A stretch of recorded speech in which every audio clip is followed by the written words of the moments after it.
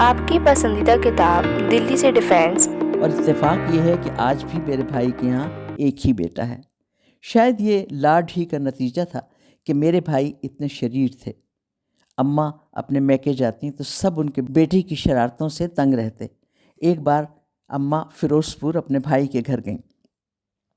ایک دوپہر ماموں غصے میں گھر آئے اور اماں سے کہا کہ تم اپنے بیٹے کو لے کر واپس چلی جاؤ، یہ خود بھی مرے گا اور باقی لڑکوں کو بھی مروائے گا۔ پتہ چلا کہ میرے بھائی سب کزنز اور ان کے دوستوں کو ریلوے لائن پر کھڑا کرتے، خود لائن کے دوسری طرف کھڑے ہوتے اور لڑکوں کو حکم دیتے کہ جب میں سیٹی بجاؤں اس وقت لائن کراس کر کے میری طرف آنا، اور سیٹی اس وقت بجتی جب ٹرین بالکل سر پر آتی نظر آتی۔ اسی طرح ایک مرتبہ دہلی کے گھر میں پھوکنی میں بارود بھر کر ایک بم بنایا گیا جس سے سارا چہرہ اور ہاتھ جل گئے۔ خدا جانے کس کی دعا کام آ گئی کہ آنکھیں بچ گئیں۔ والد کی موت نے سونے پر سہاگے کا کام کیا۔ اماں کو سمجھ میں نہ آتا تھا کہ سختی سے کام لیا جائے یا پیار سے۔ بہرحال اماں کا یہ مرحلہ ایسے طے ہوا کہ میٹرک کے بعد بھائی نے ایئر فورس جوائن کر لی، 3 سال لندن میں رہے اور پھر واپس آ کر پائلٹ آفیسر کے طور پر نمایاں کامیابی حاصل کی۔ کیا پتہ تھا کہ جو بچہ اتنے کٹھن مراحل کے بعد میٹرک کرے گا وہ زندگی میں اتنا کامیاب رہے گا۔ اماں کو اپنے بیٹے پر بڑا ناز تھا۔ اصغری خالہ گڑیاں بناتی رہیں، گڑیوں کے دوپٹوں پر گوٹے لگاتی رہیں۔ میں خوبصورت گڑیوں کا بیاہ بدصورت گڈوں سے رچاتی رہی۔ میں اشے اور مارو پہاڑی گیت گاتے رہے، جیوے بن رہا عمر ہزاریاں۔ مہاجروں اور پنجابیوں کی رسمیں انجانے میں ایک دوسرے میں مدغم ہونے لگیں۔ آپا غرارے کی جگہ کبھی کبھی شلوار میں نظر آنے لگیں۔ اصغری خالہ تقریباً ہر سال حج پر جاتیں۔ ایک مرتبہ حج پر گئیں تو ان کا دل بہت لگ گیا۔ کبھی کبھی ان کا کارڈ آ جاتا۔ میں نے ان کے جانے کا بہت غم کیا۔ میں اصغری خالہ کے کارڈز بہت شوق سے پڑھتی، اس امید پر کہ شاید کسی خط میں ان کے آنے کی خبر ہو۔ ہمارے سٹور کے دروازے میں ایک اسٹیل کا تار لٹکا رہتا۔ ہر کارڈ، ہر خط اور ہر بل اس تار میں اٹکا دیا جاتا۔ وہ تار اماں کی فائل کا کام دیتا۔ کوئی بھی ایڈریس چاہیے ہو یا کسی تاریخ کا حوالہ دینا ہو تو وہ تار اتارا جاتا۔ اس تار میں خالہ کے پوسٹ کارڈز جمع ہوتے گئے اور میری اداسی بڑھتی گئی۔ مجھے غم تھا کہ میری گڑیاں کون بنائے گا۔ اماں کی بنی ہوئی گڑیاں مجھے پسند نہ آتیں اور آپا میں گڑیاں بنانے کا پیشنس نہ تھا۔ اور پھر اچانک ایک دن ہمارے ٹرانزٹ والے کمرے میں میری سب سے بڑی بہن منتو آپا آ گئیں۔ منتو آپا بہت دبلی پتلی اور بہت لمبی خاتون تھیں۔ اماں ان کا بہت خیال رکھتیں۔ ان کے ساتھ ان کے شوہر اور ان کی بیٹی حبیبہ بھی تھی۔ وہ کئی سال ہمارے گھر رہے۔ جب تک وہ رہے منتو آپا میرے لیے گڑیاں بناتی رہیں اور بہت مزے کی جن بھوتوں کی کہانیاں بھی سناتی رہیں۔ میرے اسکول کی فیس 2 آنے تھی۔ اماں کو 2 آنے کئی مرتبہ دینے پڑتے کیونکہ اکثر اس 2 آنے کا میں کچھ نہ کچھ کھا لیتی۔ اماں میرے اسکول کبھی نہ جاتیں اور اگر ضرورت ہوتی تو آپ آ جاتیں۔ میرے لیے ایک خوشنما اسکول بیگ لیا گیا۔ میں اسکول میں دیکھتی تھی کہ زیادہ تر بچیاں کپڑے میں باندھ کر کتابیں لاتیں۔ مجھے بھی شوق ہوتا کہ میں بھی اسی طرح کتابیں لے جاؤں، مگر ایک تو ہر جگہ آپا بیچ میں آ جاتی۔ میں کبھی کبھار آپا سے چھپ کر کپڑے میں باندھ کر کتابیں اسکول لے کر جاتی۔ اسکول میں سلیٹ کا استعمال بہت زیادہ تھا، کبھی پتھر کی سلیٹ ہوتی اور کبھی ٹین کی۔ اسکول میں ہم تختی بھی لکھتے، ہر روز تختی پر ملتانی مٹی لگائی جاتی۔ لکھنے سے زیادہ ملتانی مٹی لگانے سے مجھے زیادہ دلچسپی تھی۔ سنتے تھے کہ تختی پر لکھنے سے لکھائی خوشخط ہو جاتی ہے، مگر تختی ہمارے خط کا کچھ نہ بگاڑ سکی۔ مجال ہے جو لکھائی پر کچھ اثر ہوا ہو۔ جہاں تک زبان کا تعلق ہے اس میں ہمیشہ اچھی رہی۔ جماعت میں نثر پڑھنی ہو یا نظم، مجھ سے اچھا کوئی نہ پڑھ سکتا، اس لیے بہت جلد اسمبلی میں مجھے ایک نمایاں جگہ مل گئی۔ میرا خیال ہے کہ حساب میں بھی میں اتنی بری نہ رہتی، لیکن استادوں کی ہیبت نے مجھے ہمیشہ نروس رکھا اور میں حساب سے ہمیشہ خائف رہی۔ گھر کا کام میں ہمیشہ بڑے شوق سے کرنا چاہتی، مگر اماں نہ برتن دھونے دیتیں نہ آٹا گوندنے دیتیں۔ میں اکثر بکری والی منی کے گھر جا کر اپنا شوق پورا کرتی۔ میں ان کے یہاں جا کر جھاڑو دیتی، ان کا آٹا گوندتی، ان کے برتن دھوتی۔ بعض مرتبہ مجھے لگتا کہ برتن بہت زیادہ ہو گئے ہیں، شاید اس کے گھر والے اپنے برتن یہ سوچ کر جمع کر لیتے ہوں کہ کوٹھی والی منی آ کر دھوئے گی۔ مجھے لگتا کہ منی کے گھر والے میری بے وقوفی پر ہنس رہے ہیں، مگر میں کوئی پرواہ نہ کرتی، کیونکہ مجھے تو وہ سب کچھ کرنے میں بہت بڑا مزہ آتا تھا۔ لیکن بس ایک ڈر تھا کہ کہیں آپا یا اماں کو پتہ نہ چل جائے۔ اگر کوئی مجھے میرے گھر سے آواز دیتا تو میں ڈر سے کانپ جاتی۔ اماں جب کپڑے سیتیں تو میں بڑے جوش و خروش سے ان کی مشین بھی چلایا کرتی تھی۔ بچپن میں زیادہ تر آپا کے ساتھ رہی، اس لیے میرے کردار کے بننے میں میری آپا کا بہت بڑا حصہ ہے۔ میں ایک کم گو اور شرمیلی بچی تھی، کم از کم میرا یہی خیال ہے، اگرچہ بہت سی جگہ میں اپنے کردار میں اس لحاظ سے تضاد بھی پاتی ہوں۔ آپا کبھی کبھار مجھے اپنے ساتھ کالج بھی لے جاتی۔ ان کے ایک پروفیسر مسٹر مل ہوتے تھے، ہمیشہ مجھ سے پوچھتے کہ تمہارے منہ میں زبان ہے، اور میں نفی میں سر ہلاتی۔ آپا فلم دیکھنے جاتی تو میں ان کے ساتھ ہوتی۔ آپا رات کو اپنی سہیلیوں کے ساتھ شوکت تھانوی کا ریڈیو پروگرام قاضی جی سنتی تو میں ان کے ساتھ ہوتی۔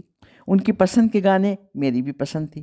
بہت چھوٹی عمر میں مجھ میں اچھی اور بری موسیقی کی تمیز پیدا ہو گئی تھی۔ زندگی کا سب سے پہلا گانا جو میں آپا کی دوستوں کو لہک لہک کر سناتی تھی وہ تھا آنکھیاں ملا کے جیا بھرما کے چلے نہیں جانا۔ اس زمانے میں چھوٹی چھوٹی اردو کی کہانیوں کی کتابیں ایک دو آنے میں مل جاتی تھیں۔ شاید ہی کوئی ایسا دن ہو جاتا ہو کہ میں اردو کی 2-3 کہانیاں نہ پڑھتی ہوں۔ کبھی سہیلیوں سے لے کر کبھی ماموں کی خوشامد کر کے کتاب خریدتی۔ کہانیوں کے ٹائٹلز دیکھ کر کتاب خریدی جاتی۔ جتنا خوش رنگ سر ورق ہوتا میرے لیے وہ کتاب اتنی ہی کشش انگیز ہوتی۔ دوپہر کو 3-4 بچیاں جمع ہوتیں، میں بآواز بلند کہانی پڑھتی اور سب اس سے لطف اندوز ہوتے۔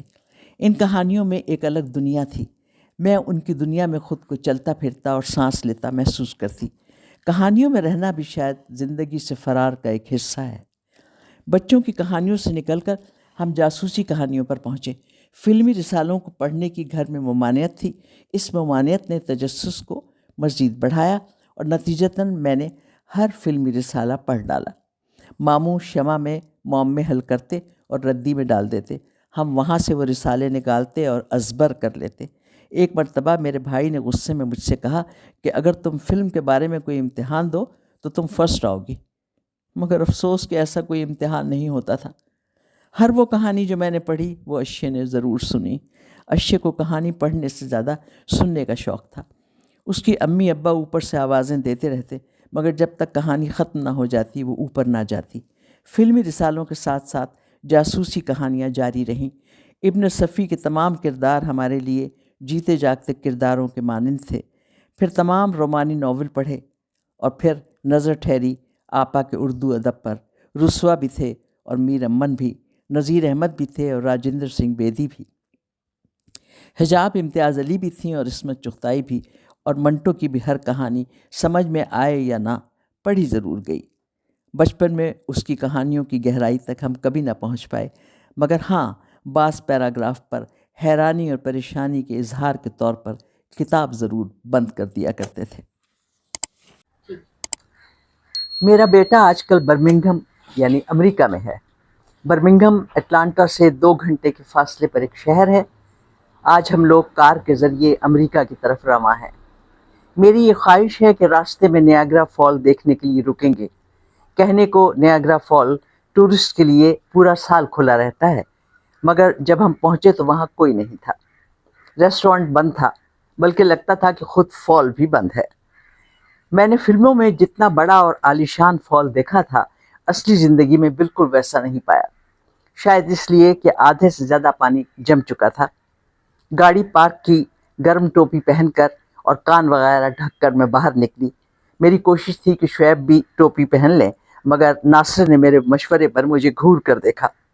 آپ اپنے ساتھ ابو کو بھی کارٹون بنانا چاہتی ہیں؟ خیر، چند منٹ میں ہم سب اتنے ٹھنڈے ہو چکے تھے کہ میرا نیاگرا کا شوق ٹھنڈا پڑ گیا۔ پانی کی بوندیں برف بن کر ناصر کے بالوں میں جم رہی تھیں۔ اگر تھوڑی دیر ہم اور وہاں کھڑے رہتے تو شاید ہم بھی سنو مین میں تبدیل ہو جاتے۔ برف جھاڑتے ہوئے ہم گاڑی کی طرف بھاگے۔ ہماری طرح ٹورسٹ کی چند اور گاڑیاں گھومتی ہوئی نظر آئیں۔ لگتا تھا کہ ہم کسی سنو وائٹ کے شہر میں ہیں۔ صرف سڑک پر ہی برف نہیں تھی، بلکہ ہر چیز برف سے سفید تھی۔ ہم نے پروگرام بنایا کہ اپنی اگلی ویڈنگ اینیورسری یہاں منائیں گے۔ نزدیکی شہر میں جا کر ہم نے ایک ہوٹل میں کھانا کھایا۔ ہوٹل کا ڈائننگ ہال سینئر سٹیزن سے بھرا ہوا تھا۔ میں اور شعیب خوش تھے کہ ان لوگوں میں ہم خود کو کافی جوان محسوس کر رہے تھے۔ میں امریکہ، کینیڈا یا یورپ جہاں بھی گئی ہوں، میں نے بوڑھوں کو زندگی سے لطف اندوز ہوتے پایا۔ ہمارے یہاں ایک خاص عمر کے بعد بوڑھوں کے لیے چند رنگ وقف کر دیے جاتے ہیں اور انہیں عبادت کرنے کا ٹھیکہ دے دیا جاتا ہے۔ اب تو حالات پھر بھی بہتر ہیں، مگر ہماری اماں کے زمانے میں تو لگتا ہے جوانی اور بڑھاپے کا فاصلہ زیادہ نہیں تھا۔ میری اماں پر جب بیوگی کی افتاد پڑی تو ان کی عمر صرف 35 سال تھی۔ میں نے اماں کو کبھی شوخ رنگ پہنے نہیں دیکھا۔ وقت سے پہلے اپنے آپ پر بڑھاپا طاری کرنا کتنا تکلیف دہ رہا ہوگا۔ میرے ذہن میں اماں کا تصور ہمیشہ بڑھاپے کے روپ میں رہا کہ حالانکہ مجھے 35 سال کی جوان اماں بھی یاد ہونی چاہیے۔ شاید بیوگی کے بعد ان کا زندگی کی طرف رویہ ایسا رہا ہوگا کہ انہوں نے سب بناؤ سنگھار چھوڑ دیے۔ میں نے انہیں کبھی لپسٹک لگائے نہیں دیکھا۔ کافی عرصہ پہلے وہ سفید غرارہ قمیص پہنتی تھیں اور بہت عرصے تک وہی غرارہ قمیص پہنتی رہیں۔ اس کے بعد غرارہ سفید شلوار میں تبدیل ہو گیا۔ بہت بنتی سنورتی تو کانوں میں موتیا اٹکا لیتی اور آنکھوں میں سرما لگا لیتی۔ یہ سب تیاگ کس کے لیے تھا؟ اس اولاد کے لیے جس نے کبھی سوچا ہی نہیں کہ ان کی ماں نے ان کے لیے زندگی کی کچھ آسائشیں اپنے اوپر حرام کر لی تھیں۔ میں جیسے جیسے عمر کے مختلف ادوار سے گزرتی گئی، ہر موڑ پر مجھے اماں کا خیال آیا۔ خواہشات کے تمام دروازوں کو اپنے اوپر بند کر دینا کانٹوں پر زندگی گزارنے کی مانند ہوگا۔ میرا تجربہ ہے کہ مشکل کے وقت میں آپ کے بہترین ساتھی آپ کے دوست ہوتے ہیں۔ اماں اس بارے میں بہت خوش قسمت تھیں۔ ان کی کئی ایک ہمدرد سہیلیاں تھیں۔ ہر روز اماں کسی نہ کسی سے ملنے جاتی یا ان سے کوئی ملنے آ جاتا۔ محلے میں ہر جمعرات کو ایک جگہ پر میلاد ہوتا، اماں اس میں ضرور جاتی، بلکہ یوں کہنا چاہیے کہ اماں اس میلاد کا ایک اہم حصہ تھی۔ پہلے صلاۃ التسبیح کی ایک لمبی نماز ہوتی، اس کے بعد میلاد ہوتا۔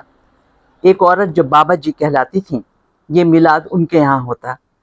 سنا تھا کہ ان پر جن آتا تھا، بلکہ 7 جن آتے تھے، کوئی جوان تھا، کوئی بوڑھا اور کوئی بچہ۔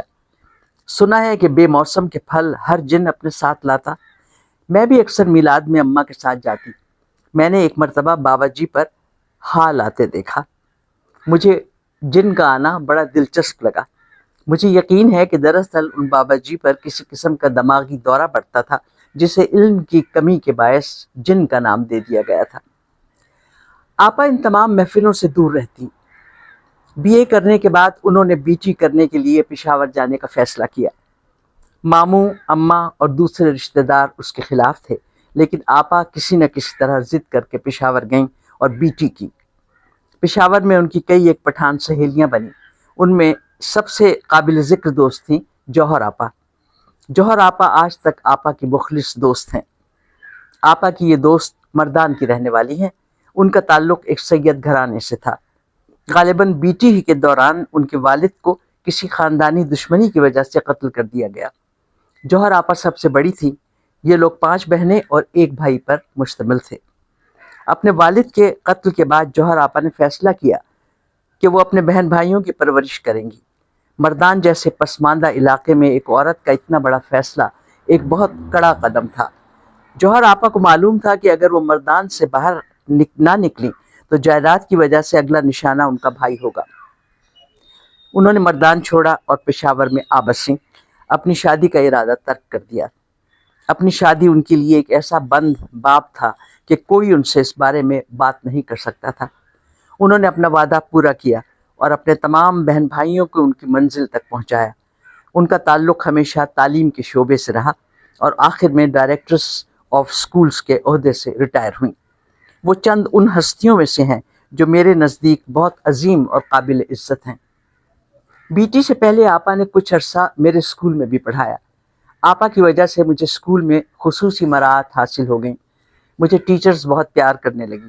میں اس وقت تیسری جماعت کے اے سیکشن میں تھی۔ اتفاقاً آپا کو بی سیکشن کی کلاس ٹیچر بنا دیا گیا۔ اسپورٹس ہونے والے تھے۔ میں اسپورٹس میں بہت اچھی تھی۔ میں اسکپنگ میں حصہ لے رہی تھی. ہر روز جب ریہرسل ہوتی تو میں اس میں فرسٹ آتی. سب کو یقین تھا کہ مقابلے میں میں جیتوں گی. اسپورٹس کی تیاریاں زوروں پر تھیں.